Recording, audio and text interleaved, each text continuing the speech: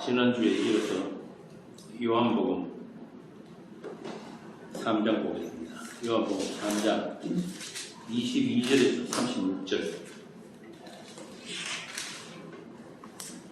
요한복음 3장 22절에서 36절. 한 절씩 교독합시다. 그 후에 예수께서 제자들과 유대 땅으로 가서 그와 함께 유하시며 세례를 베푸시더라. 요한도 산에 가까운 데에서 세례를 베푸니 거의 물이 많으니라. 그러므로 사람들이 와서 세례를 받더라. 요한이 아직 옥에 갇히지 아니하였더라. 이에 요한의 제자 중에서 한 유대인과 더불어 정결일식에 대하여 변론이 되었더니 그들이 요한에게 가서 이르되 랍비여, 선생님과 함께 요단강 저편에 있던 이 곧 선생님이 정언하시던 이가 세례를 베풀며 사람이 다 그에게로 가더이다. 요한이 대답하여 이르되 만일 하늘에서 신 바 아니면 사람이 아무것도 받을 수 없느니라. 내가 말한 바 나는 그리스도가 아니요 그의 앞에 보내심을 받은 자라고 한 것을 정언할 자는 너희니라. 신부를 취하는 자는 신랑이나 서서 신랑의 음성을 듣는 친구가 크게 기뻐하나니 나는 이러한 기쁨으로 충만하니까. 함께 읽겠습니다. 그는 응하여야 하겠고 나는 시가야 하니라. 36절까지요. 위로부터 오시는 이는 만물 위에 계시고 땅에서 난 이는 땅에 속하여 땅에 속한 것을 말하느니라. 하늘로부터 오시는 이는 만물 위에 계시나니 그가 친히 보고 들은 것을 증언하되 그의 증언을 받는 자가 없도다. 그의 증언을 받는 자는 하나님이 참되시다는 것을 인쳤느니라. 하나님이 보내신 이는 하나님의 말씀을 하나니 이는 하나님의 성령을 한량을 시키시니라. 아버지께서 아들을 사랑하사 만물을 다 그의 손에 주셨으니 아들을 믿는 자에게는 영생이 있고 아들에게 순종하지 아니하는 자는 영생을 보지 못하고 도리어 하나님의 진노가 그 위에 몸을 올리니라.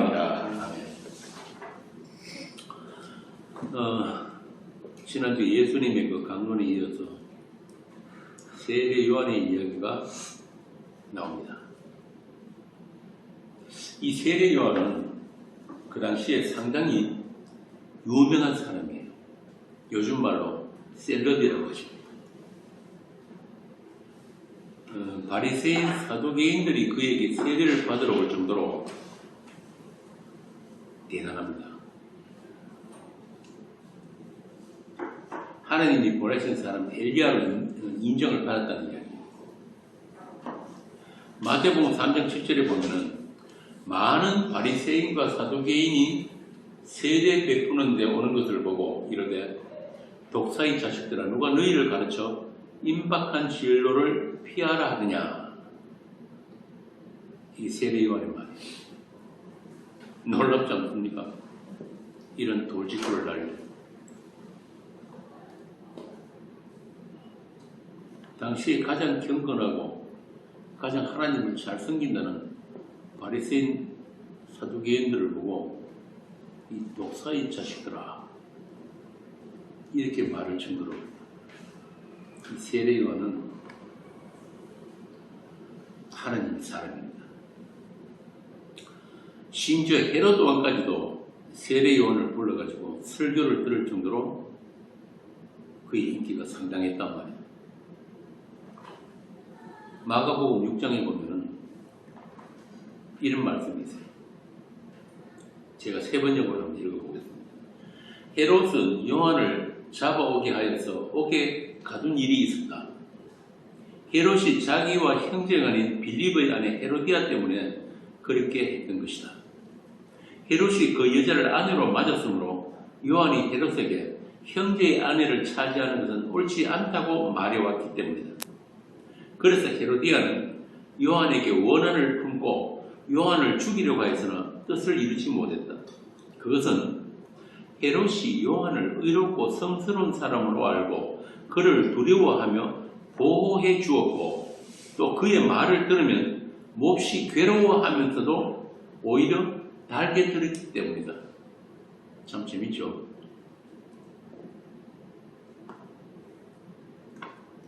자, 이런 배경 속에서 예수님이 나타나신 거예요. 그리고는 세례 요한처럼 세례를 베푸셨어요. 그러니까 어떤 문제가 발생했냐면 물론 여기 뒤에 4장에 보면은 예수님이 직접 세례를 베푼 건 아니에요. 예수님이 제자들이 세례를 베풀었다고 4장 2절입니까? 뒤에 나오죠. 그런데 이제 그 세례 때문에 문제가 발생을 하는데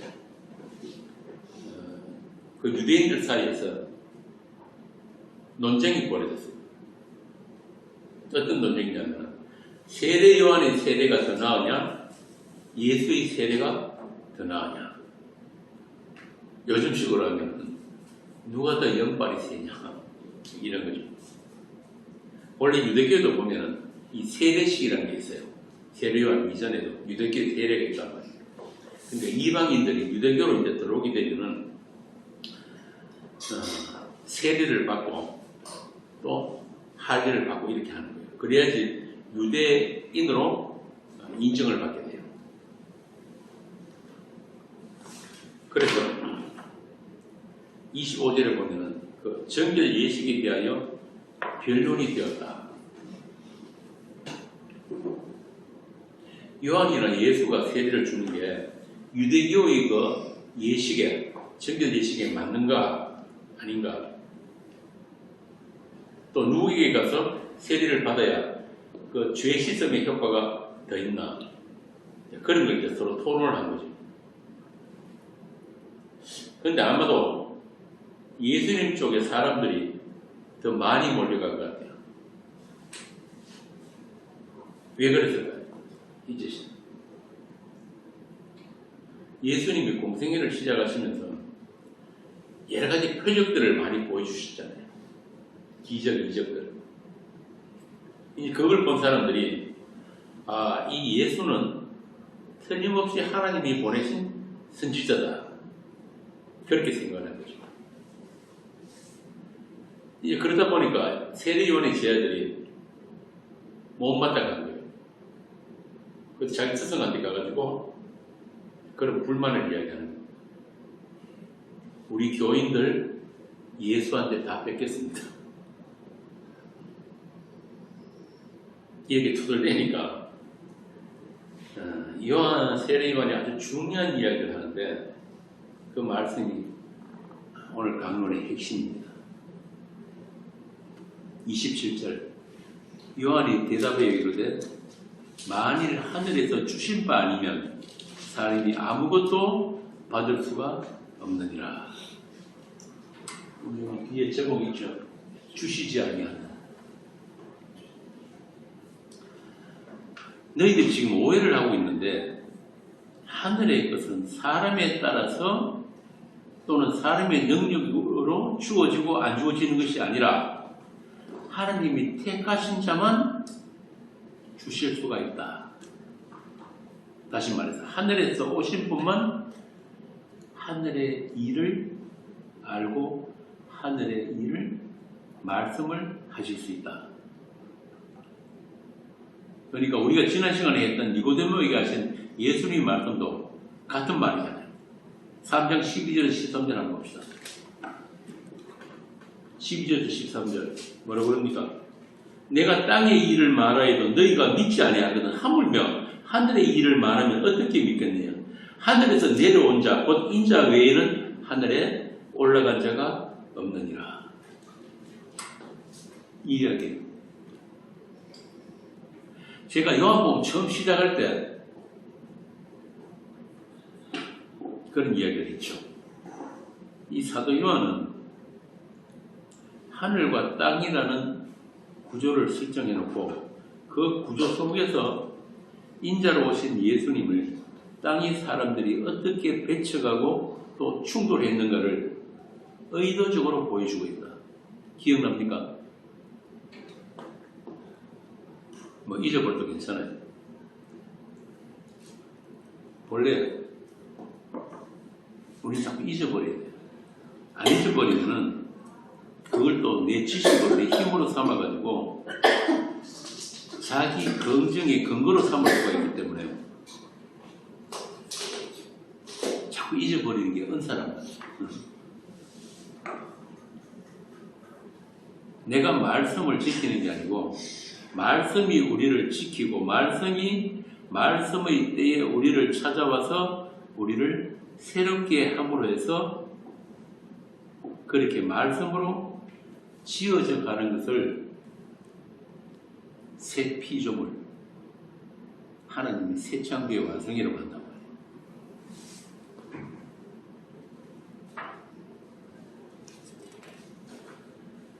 자, 이렇게 땅에 갇힌 사람들은 말 그대로 땅의 일밖에 모르는 겁니다. 어떻게 하면은 우리가 저들보다 더 흥할 수 있을까?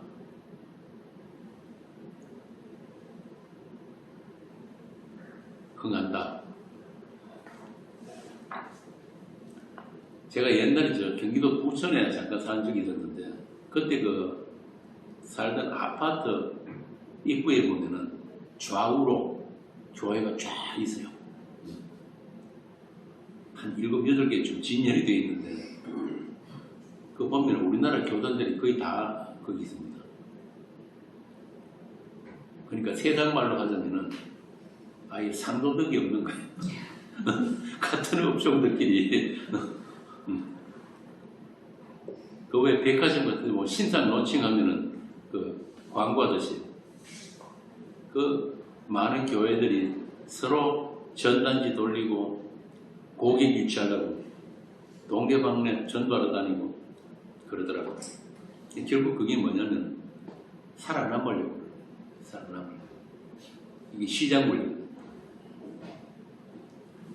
소비자들의 취향에 맞는 상품은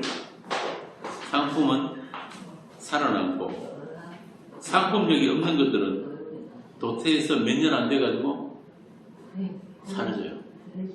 교회도 똑같습니다.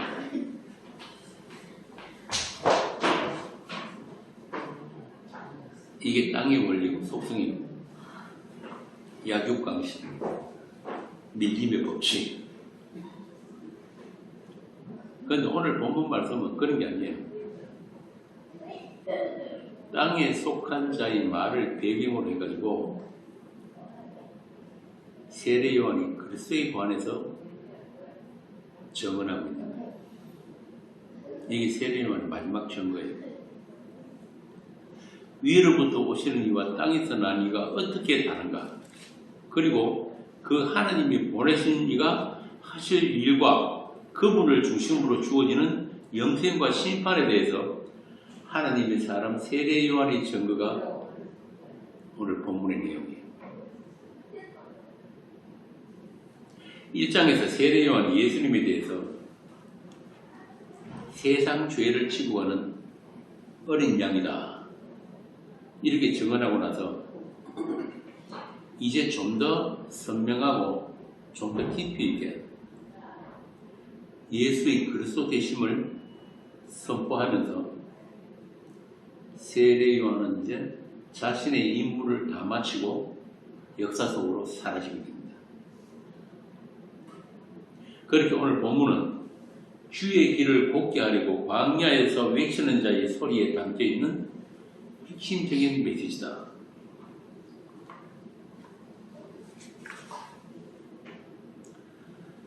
그럼 이제부터 한 절씩 요한의 증거를 살펴봅시다. 27절, 만일 하늘에서 주신 바 아니면 사람이 아무것도 받을 수 없다. 진규씨 맞아요? 이거 인정하는 거 굉장히 중요한 거예요. 왜냐하면 우리는 너무도 자주 우리의 피조물됨을 잊어버리고 살기 때문에. 피조물이 뭐예요? 피조물이 처음 자리가 뭐예요? 원래 없음이잖아요. 하나님이 부어주시는 생명력, 그 은혜가 아니면은 우리는 원래 아무것도 안 됐단 말이에요. 그런데 자꾸 우리는 나의 있음으로부터 모든 것을 판단하고, 나의 예수 믿는 것조차도 내가 믿으라고 하니까.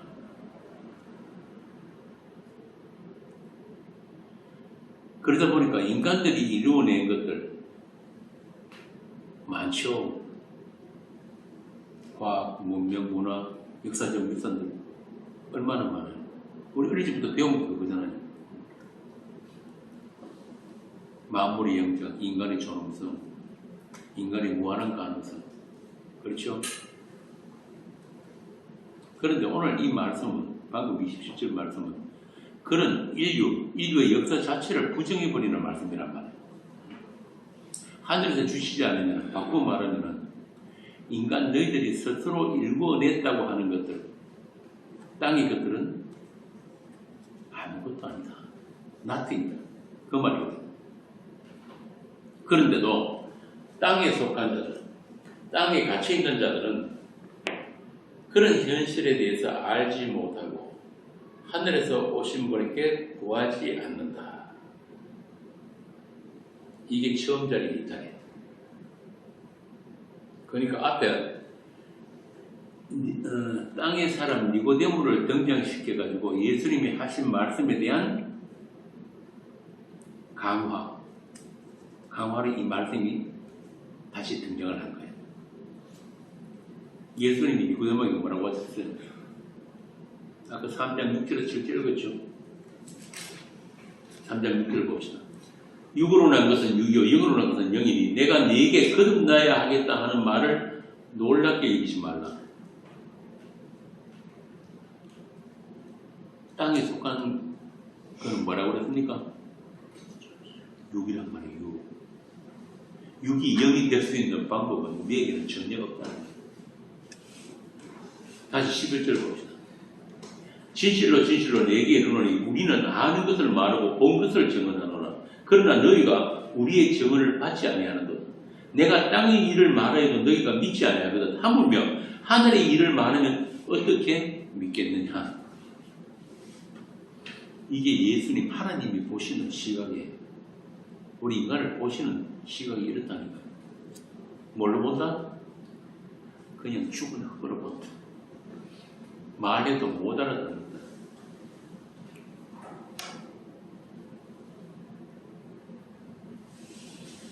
이 말씀하고 아까 읽은 27절 말씀이 정확히 같은 말씀이란 말이에요. 그리고 31절 위로부터 오시는 이는 만물 위에 계시고 위에서 오신 이는 이 세상 만물 위에 계신다. 그러니까 바꿔 말하면 그분만이 이 세상 만물에 대해서 정확히 보고 계신다 이 말이에요. 이 만물에 속한 자들은 이 세상 만물이 무엇인조차, 다시 말하면 자기 자신이 누군조차 모르고 사는 거예요. 위로부터 오시는 이는 만물 위에 계시고, 그러니까 만물에 포함 안 된 한 분, 그분이 예수님이에요. 그래서 땅에서 난 이는 땅에 속하여 땅에 속한 것을 말하는 거예요. 땅의 것밖에 모른다. 그러니까 위에 것은 이야기해도 못 알아듣는.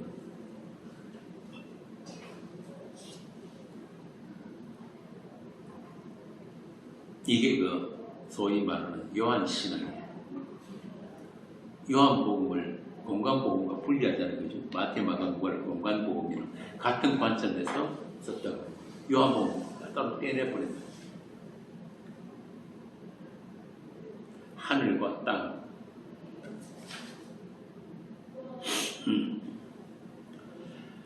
1장부터 여기 3장까지 땅에 속해서 땅에 속한 것을 말한 사람들이 쭉 나오죠.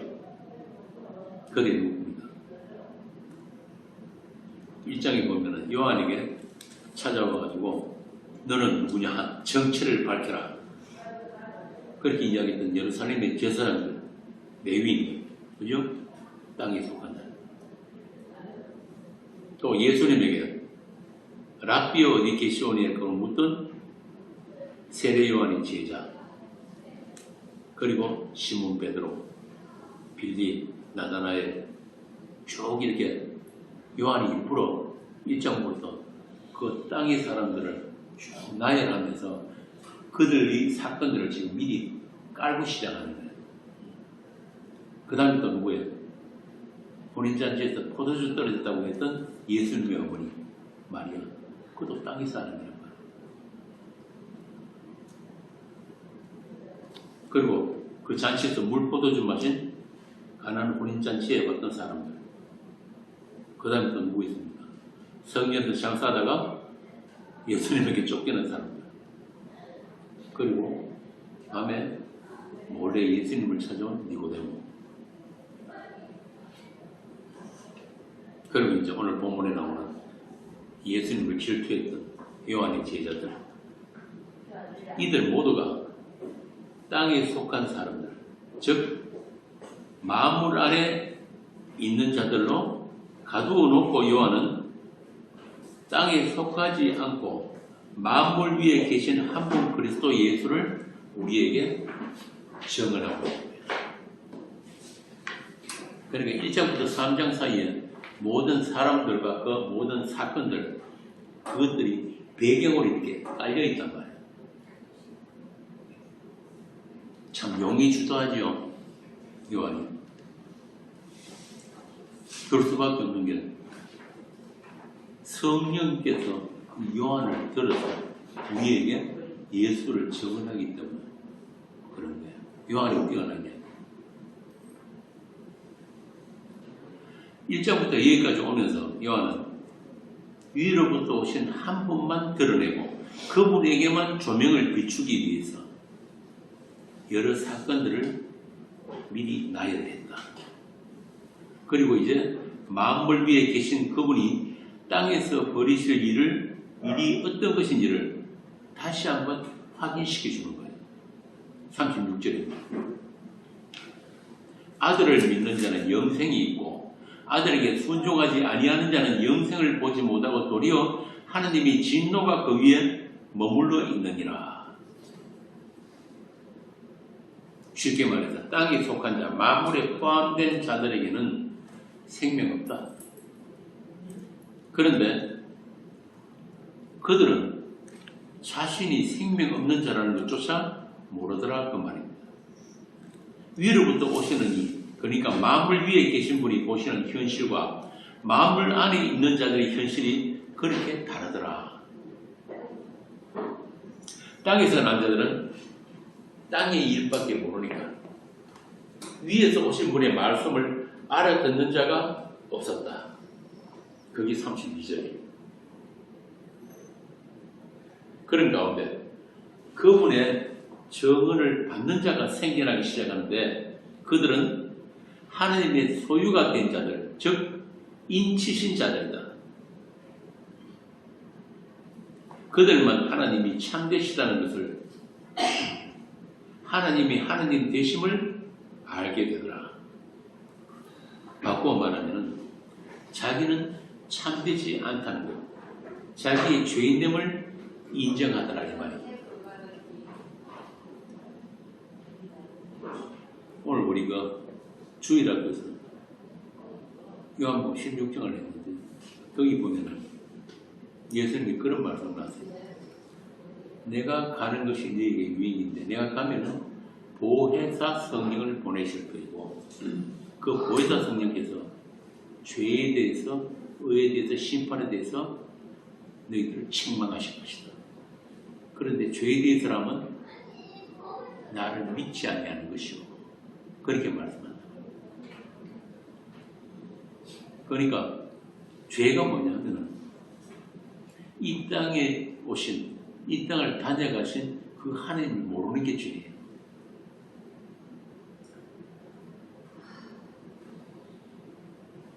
그래서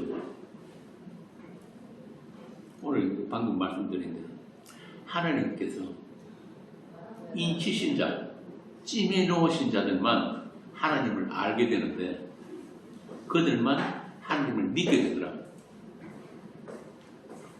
그러니까 우리 흔히 말하는 구원이는 예수를 믿어서 구원을 받는다 그러면 맞습니까? 예수를 믿어서 구원받았다. 맞지? 맞는 말인데 이걸 내가 예수를 믿어서 내가 구원을 받는 게 아니고 구원받을 자는 다 예수를 믿더라. 이게 답이에요. 내가 믿는 예수가 아니란 말이에요. 이번 25일날 대전 모임에서 이 구원론에 대해서 나누려고 하는데, 지난번에는 예수를 믿는다는 것이 무엇인가 해서 했거든요. 그런데 성경에 보면은 믿음이 결국은 영혼의 구원이라고 합니다. 믿음이 결국이 구원이면, 그러면 그 구원은 결국 그 믿음의 주체가 누구란 거예요? 이 문제를 지금 오늘날 이 기독교가 오해를 합니다. 믿음이 결국 구원. 그러면 믿음이 완성이 되면 믿음이 최종 목적지로 우리를 데려간 그것이 구원인데, 거기서 뭐가 빠져야 되냐? 내가 빠져야 되냐? 내가 믿고 내가 받는 구원이 아닌 거예요. 그러니까 구원받을 자들은 하나도 빠지지 않고 예수가 누구신지를 알게 되고 그분을 믿게 되더라. 그 이야기입니다. 그 밑바탕에 뭐가 깔려있어요? 하나님의 사랑이 있단 말이에요. 사랑이. 우리가 끝까지 예수를 믿을 수 있는 그 밑바탕에 있는 게 뭐냐면, 우리를 사랑하시되 끝까지 사랑하시는 그분의 사랑이 우리를 요한복음 제일 마지막에 나오시 꽁꽁 묶어가지고 그 구원의 자리로 데리고 가시는 거란 말이에요. 그게 동행이에요. 그 사랑이 없이는 아무것도 아닌 거예요. 우리는 예수 못 믿어요. 아침에 믿었다 저녁에 안 믿고 이런 사람들이 맞죠? 묻는 거 보면 우리를 사랑하시되 끝까지 사랑하시는 그 사랑이 우리를 그 자리로 끌고 가는 거란 말이에요. 오늘 본문도 결국 그 이야기예요. 그래서 그 사랑을 받은 자들, 그 진리의 사랑을 받은 자들, 대사로니가 후서에 나오잖아요. 그 진리의 사랑을 받은 자들만 뭘 인정한다? 자신이 진리가 아니라는 것을 알게 된다. 다시 말해서 자기는 죄인이다. 불가능한 죄인이다. 당신의 은혜가 아니면, 당신이 사랑이 아니면 나는 구원 불가능한 죄인이라는 것을 알게 되는 거예요. 그래서 그 일, 그 하나님의 일은 위로부터 오신 하나님의 말씀을 하시는 분에 의해서 이루어진다. 어떻게? 그분이 최종적으로 하실 일은 뭐예요? 정말 요한복음 시작했겠죠? 요한복음은 계속적으로 어떤 한 방향을 가지고 예수님이 그곳으로 가고 계시는 그 모든 중간의 과정들을 그림까지 보여주고 있는데, 그 최종 목적지가 어디라고? 응? 십자가. 그렇지, 십자가. 하나님께서 성령을 한량없이 주심으로 이루어지는 그 언약의 성취, 그 언약의 죽음에 동참하게 될 사람들을 불러내시는 그 일로 인해서 세례 요한은 뭐라고 합니까? 나는 쉬어야 하겠고 그는 흥하여야 한다. 그분이 흥하여야 하는 일, 창세된 언약의 성취, 십자가의 죽음과 부활, 한마디로 예수 그리스도의 주대심, 그 일을 정언하는 것으로 나는 나의 역할을 마치고 이제 무대 뒤로 사라져야 한다, 그 말입니다. 거기에 나는 쉬어야 한다. 그는 흥하여야 하고. 그런데 이 말씀도 오늘 세상 교회들이 오해를 했는지 오염을 했는지 모르겠는데, 어떻게 오해합니까? 예수님이 십자가에서 그런 험한 꼴을 당하시고 부활을 하셨으니까 이제 요한같이, 세례 요한이 말한 것이 우리가 쇠하는 것은 이제 끝났고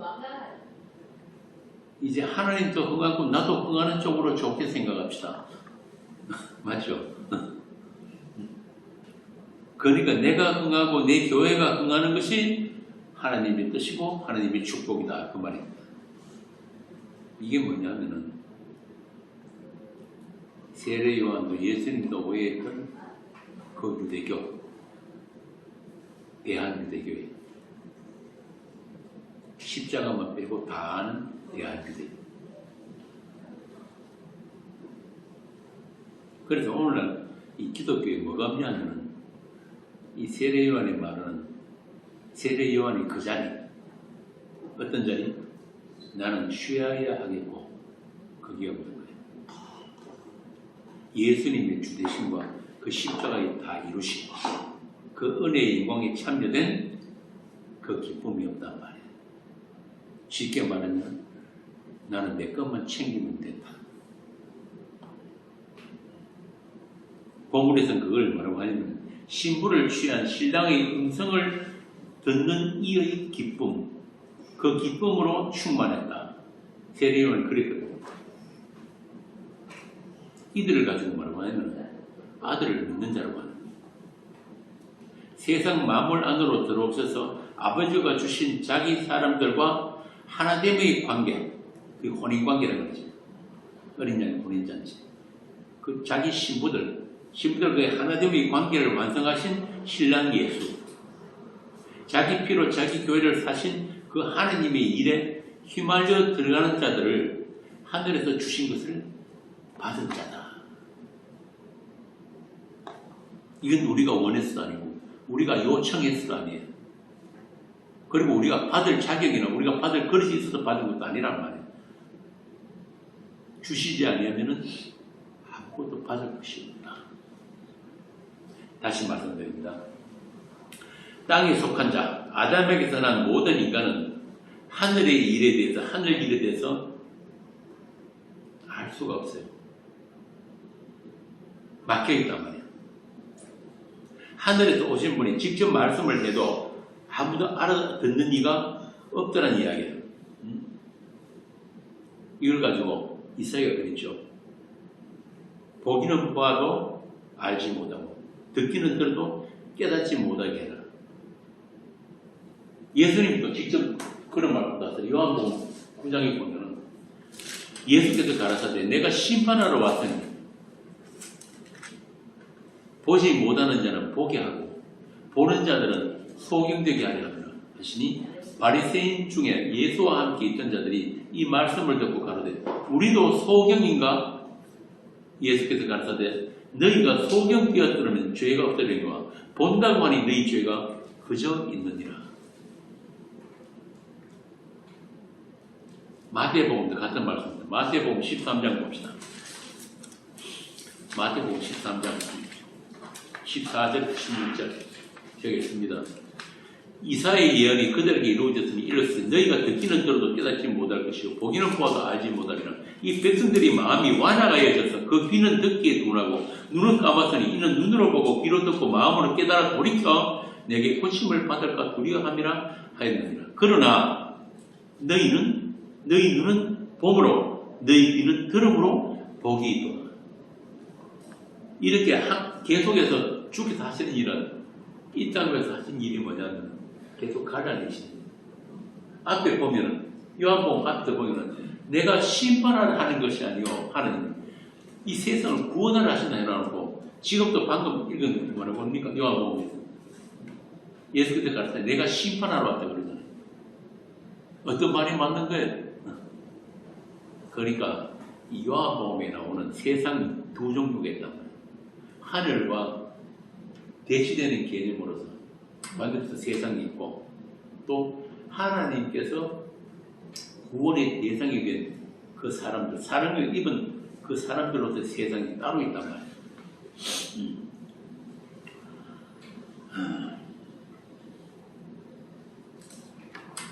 자, 이렇게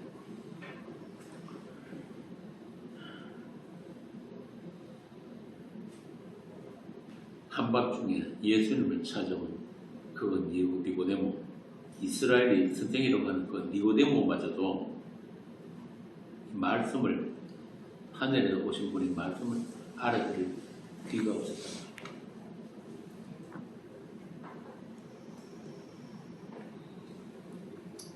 무슨 말을 하는지 전혀 못 알아듣고 앞에 계신 분이 누구신지도 모르고 보기는 봐도 알지 못하고 듣기는 들어도 깨닫지 못한다. 말씀을 듣고도 자다가 진짜 봉창 뚜드리는 소리를 하는 상태.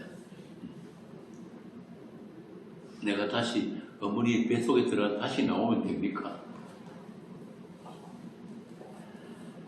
그 세상을 성경지 요한이 어둠이더라 이렇게 표현합니다.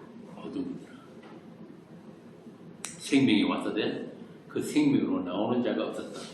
영접하는 자가 없었다. 세상은 죽은 세상으로 심판 아래 가두어져 있었다. 심판이 확정되어 있었다. 땅에 속해서 땅에 가두어진 상태. 그걸 한단어로 뭐라고 합니까? 지옥, 그렇죠. 지옥이란 말이에요, 지옥. 지옥이 달리 있는 게 아니에요. 천국도 저 멀리 어딘가 있는 천국이 아니라니까요. 성경에서 말하는 지옥은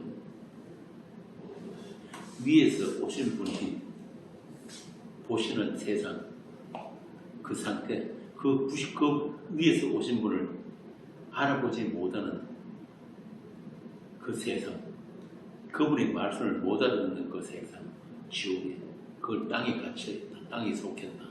하나님의 진노가 그들 위에 머물러 있다. 그 얘기. 생각해 보세요. 이 과학자들이 지금 뭐라 그럽니까? 우주 물려가는 사람들이 지금도 우주는 계속 팽창하고 확장하고 있다. 그렇게 이야기해요.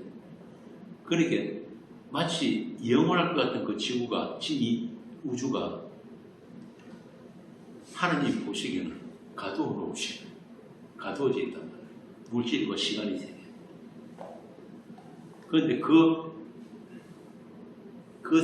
세상 밖에서 오신 한 분이 이 세상을 다녀가십니다.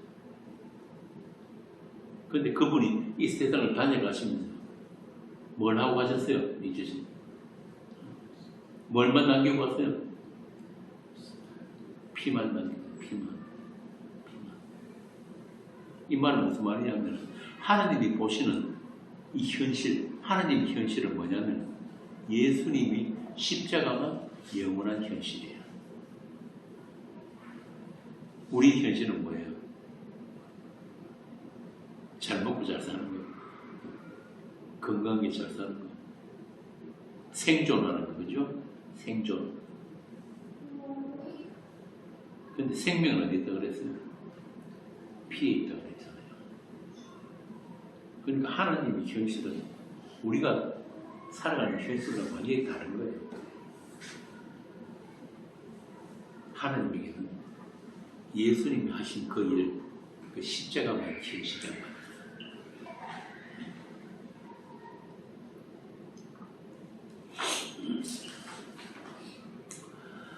그래서 이제 이 세상에 남은 거는 뭐만 남았습니까? 하늘에서 오신, 위에서 오신 그분을 살해한 대가, 위에서 오신 그분을 살해해서 세상 밖으로 쫓아내버린 그 대가가 뭐예요? 심판이죠, 심판.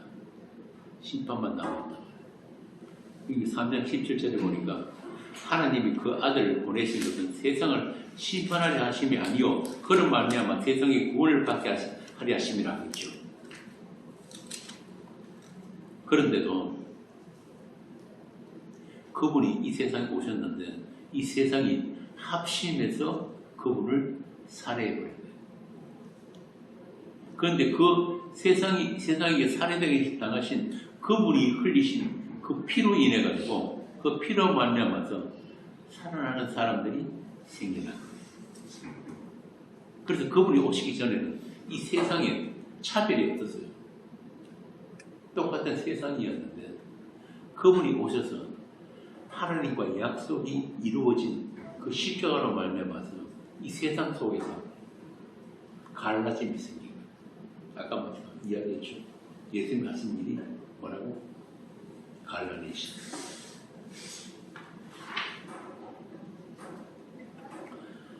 자, 그러면 그 가운데서 갈라내신 가운데서 구원받은 그 사람들은 어떻게 구원받은 거예요? 그들에게 구원받을 자격이 있습니까? 아니면 그들이 그 구원하신 그 예수를 알아서 구원받은 거예요? 세상 사람들이 이 십자가 지실 그 예수를 보내달라고 하나님께 요청을 해가지고 그렇게 구원받은 거예요? 아무도 몰랐다니까요.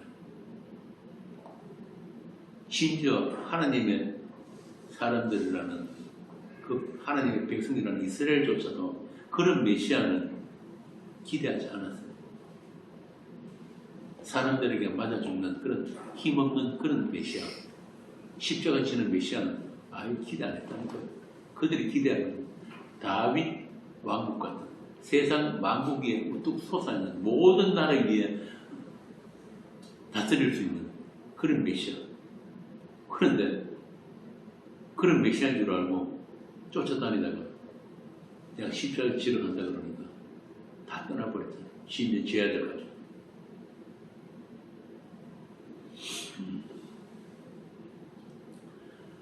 그래서 모든 세상은 마땅히 심판받아 하는데 그 가운데 심판에서 건짐을 받는 자들이 있다는 말은 구원받는 자들이 조건이나 자격과 상관없이 구원의 이유가 어디에 있다? 약속에 있다. 창세전에 있었던 하나님의 약속이 실행된 것에 있다. 그 일에 인간들은 어느 누구도 끼어들 수 없다.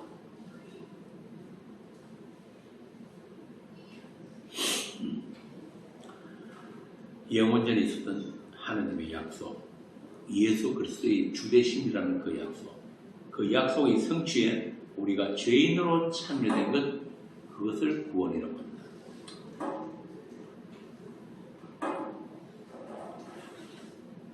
두 개의 길이 있단 말이에요. 이쪽 한쪽 길은 하나님이 그냥 내어버려 두신 길이에요. 그러면 이 길을 가는 사람들은 자기가 원든 원치 않든 간에 심판을 향해 가고 있는 거예요. 이게 내어버려 두심이에요. 그 한쪽 길은 뭐냐면 하늘에서 오신 분이 길이 되어서 우리가 요청하지도 않았는데 바라지도 않았는데 길을 찾은 적도 없는데 어느 날 보니까 내가 그 길 위에 있는 거예요. 마치 집에 진공청소기로 쫙 빨아당기듯이 우리가 그 길로 아무리 옆으로 벗어나 못 벗어나. 이 길은 그 길이 가는 목적지로 그 길 위에서 가게 된단 말이에요. 이게 구원이에요. 이것을 그 약속의 성취에 우리가 죄인으로 참여되었다, 이렇게 이야기하는 거예요. 내가 예수 믿어가 구원받는 게 아니란 말입니다. 오직 한 양의 피로 말미암아서 그리스도 안에서 하늘의 것이나 땅의 것이 하나로 다시 통일되는 거예요. 이게 에베소 1장 10절이라는 거예요. 또 하늘에 있는 자들과 땅에 있는 자들과 땅 아래 있는 자들로 모든 무릎을 예수 이름에 꿇게 하시고 모든 입으로 예수 그리스도를 주라 시인하여 하나님 아버지께 영광을 돌리게 하시느니라. 빌립보서 2장 10절. 이 일에 우리가 오직 하나님의 선택만으로 참여하게 된 거예요.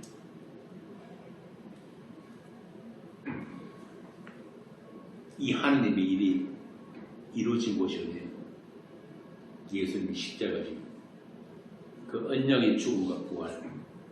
세례요한은 그 일을 지금 멀리서 보면서 기뻐하고 있단 말이에요. 그 기쁨으로 충만한 거예요. 그 세례요한은 그리스도의 영이 임한 선지자이기 때문에 베드로서에 나옵니다. 자, 그러면은 이제 땅에 속한 자 중에도 갈라짐이 생겼습니다. 누구 중심으로? 하늘에서 오신 분, 만물 위에 계신 분, 그분 중심으로 그분에 의해서 갈라내심이 발생된다. 그 갈라내심을 믿는 자에게는 영생이 있고 아들에게 순종하지 않는 자는 하나님의 진노가 그 위에 머물러 있다고 합니다. 그러니까 뭘 해도 진노예요. 착한 일을 해도 진노고, 교회 열심히 다녀도 진노고, 봉사 많이 하고, 그 무엇을 해도 선교 많이 하고 전도 많이 해도 진노란 거예요. 왜? 아들에게 순종하지 않느냐. 아들에게 순종하지 않는 말이 뭐예요? 무슨 뜻이에요? 교회 잘 다니면 순종하는 거 아닌가요? 성경 말씀 하나하나 잘 지켜가지고 착하게 살면 순종 아닌가? 요한복음 15장 12절 봅시다.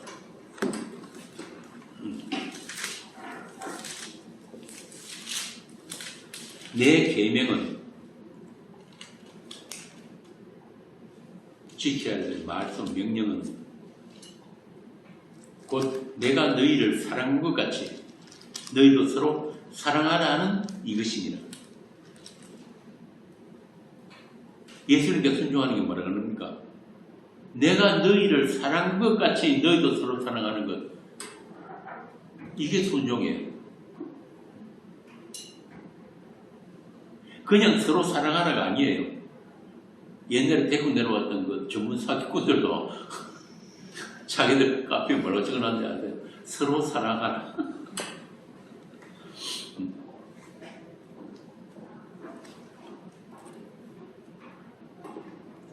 내가 너희를 사랑한 것 같이 서로 사랑하라. 예수님이 우리를 사랑하신 그 사랑이 어떤 사랑입니까? 세상도 당하는 그런 사랑입니까? 유행가 같아 같이 그 뭐야? 사랑밖에 난 몰라. 사랑을 안다고 하는데 심수 보니까 진짜 그 사랑을 아는지는 모르겠는데 지금 말하는 그 예수님 사랑이 그런 사랑이 아니잖아요. 인간 누구도 할 수 없는 하나님만 하실 수 있는 그 사랑. 그 사랑 안에 거하는 것이, 그 사랑으로 서로 사랑하는 것이 하나님의 계명을 지키는 것이다. 예수님 아들에게 순종하는 것이다. 요한일서 4장도 같은 말씀이 나와요. 요한일서 4장 9절. 하나님의 사랑이 우리에게 이렇게 나타난 바 되었으니, 하나님의 사랑이 어떻게 나타났다? 하나님이 자기의 독생자를 세상에 보내시면 그로 말미암아 우리를 살리려 하심이라. 이게 사랑이에요. 사랑은 여기 있으니 우리가 하나님을 사랑한 것이 아니요 하나님이 우리를 사랑하사 우리 죄를 속하기 위하여 화목제물로 그 아들을 보내셨습니다. 성경이 말하는 사랑은 이 사랑이에요. 그러니까 우리 인간들이 할 수 없는 사랑이란 말이에요. 그러니까 우리가 사랑한다는 말은 하나님이 이 사랑 안에 거하는 것. 하나님의 사랑이 우리 마음에 부어져가지고 우리 죽은 자들이 우리를 살린다 그랬잖아요. 방금 말한 건데 하나님의 사랑이 우리한테 부어지면 우리가 살아나서 우리 눈이 이제 하나님을 향하게 되는 거예요. 눈이 열리는 거예요. 이게 하나님이 사랑 안에 거하는 것이고 우리가 하나님의 계명을 지키는 것이고 우리가 그분을 사랑하는 것이고 우리가 그 사랑을 나누게 되는 것이란 말이에요. 이게 사랑의 역사예요. 하나님이 하는 일이란 말이에요. 사랑으로 사랑이 나누어지고 서로 사랑하게 되는 거예요. 이걸 가지고 순종이라고 해요.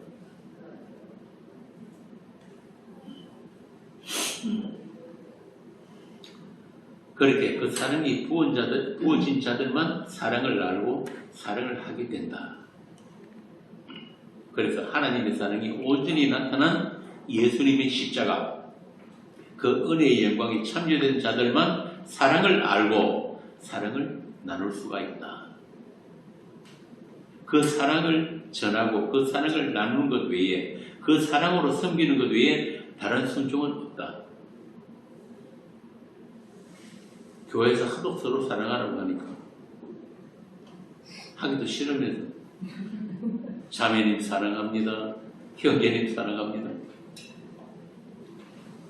지 새끼, 지 가족도 제대로 사랑 못하면서 뭘 옆에 하는 사람을 그렇게 사랑합니까? 어? 그런 걸 가지고 예수님께서 회칠한 무덤이라고 하는 거란 말이에요. 우리에게는 지 자신 말고, 사실 지 자신도 사랑 못하죠. 지 자신 말고 타인을 사랑할 수 있는 그런 사랑이 없어요. 그래서 사랑은 하나님만 하실 수 있는 거란 말이에요.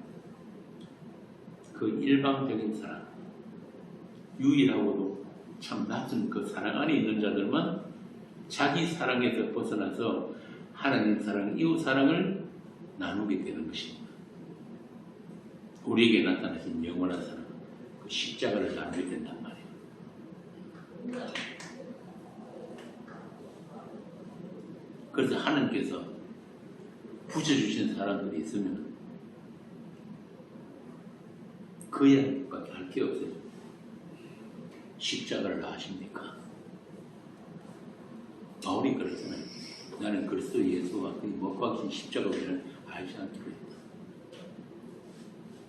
하나님의 그 영원한 사랑, 최종적인 그 사랑이 나타난 것이 그분의 죽음과 부활입니다.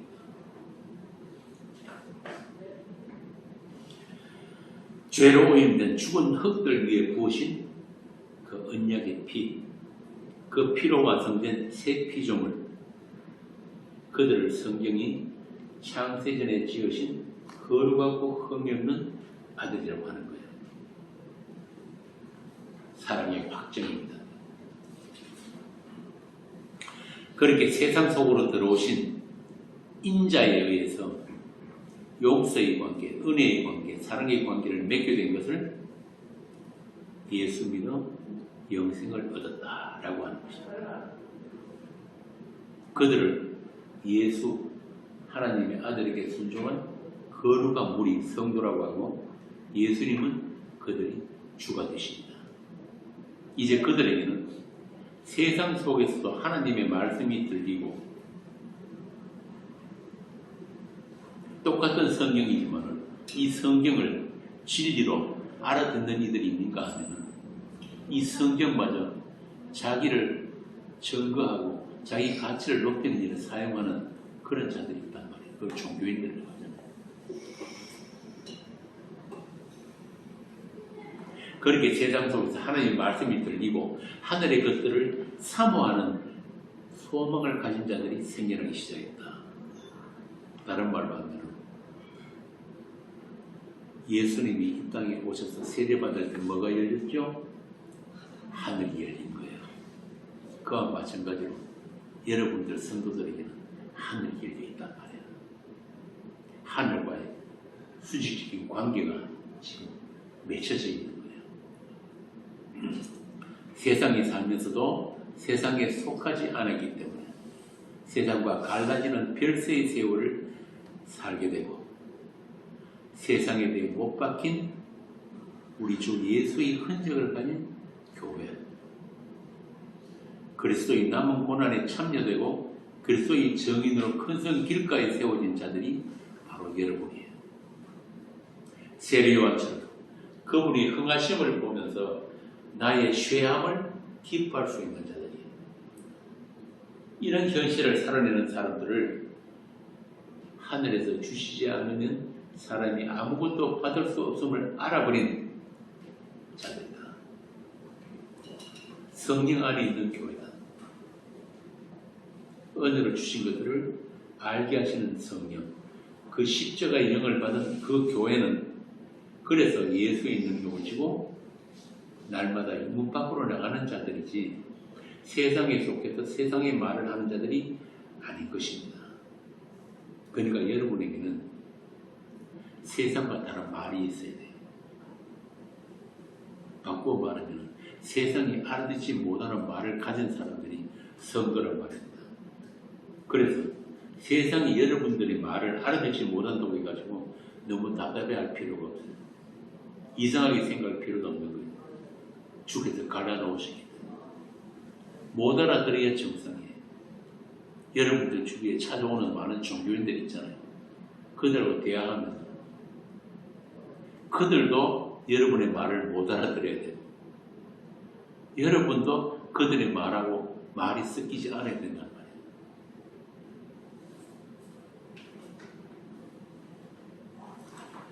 그래서 예수님이 다녀가신 후에도 이 땅에 피를 흘리신 그 후에도 여전히 땅에 갇혀서 땅의 일만 생각하는 자들을 향해서 여러분 심판을 담대히 외칠 수 있어야 한단 말입니다. 그게 교회가 할 일이에요.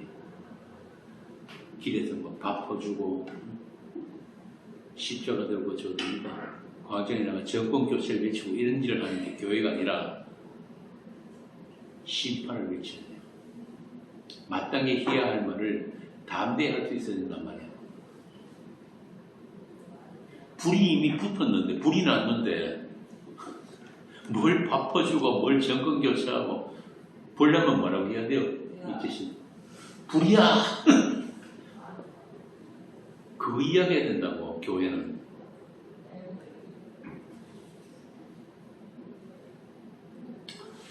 하나님이 진노가 머물러 있는 하나님의 심판이 갇혀 있는 그 세상을 향해서 그 죽은 세상에 대해서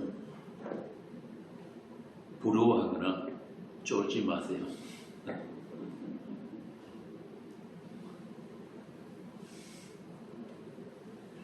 위에서 오신 예수님처럼 세상 밖에서 세상을 판단할 수 있는 여러분이 되어야 된단 말이에요. 고린도서에 그러잖아요. 너희가 세상과 천사까지 판단하는 줄 알지 못하는 그리스도와 한 몸 된 교회, 이미 사랑의 아들의 나라로 옮겨진 여러분들이기 때문에 남은 인생도 당당하게 사세요. 자기에 대해서 너무 관심 가지지 말라니까요. 믿음은 뭐라고 그랬습니까? 나로부터 믿음이 주요 온전 깨시는 분께로 그분을 바라보는 거예요. 자꾸 내 자꾸 챙기고 내 아무리 분석하고 그래봤자 나올 거 아무것도 없어요. 내한테는. 이미 우리는 완성되어 있다니까요. 내가 언제? 영원 전에 이미 그날에 완성되어 있단 말이에요. 그 완성되는데 그건 내가 어떤 하나님의 희생과 섬김으로 완성되어 있는지를 그거 배우라고 지금 우리 잠깐 지금 이 세상에서 인생 사는 거란 말입니다. 여기에서 인생 잘 살아가지고 거기 가는 게 아니란 말이에요. 그러니까 쫄지 마시라고. 그렇게 예수 전가다가 목이 베어진 세례 요한처럼 우리 남은 날도 광야의 소리로 살다가는 저와 여러분이 되기를 소원합니다. 기도하겠습니다. 하나님이 진노가 머물러 있는 세상 속에서 어떤 비상구도 탈출구도 없는 이 땅에서 우리에게는 하늘이 열리고 우리에게는 영원의 시간을 살게 하심을 감사합니다. 우리의 처음 자리, 오직 주신 것으로만 있음이 되는 그 처음 자리를 잊지 말게 하시고 우리 신랑의 피로 사신 그 은혜의 영광을, 그 영원한 사랑을 노래할 수 있는 고멜들의 교회가 되게 하여 주옵소서. 우리 주 예수님의 이름으로 기도합니다. 예배를 마치겠습니다.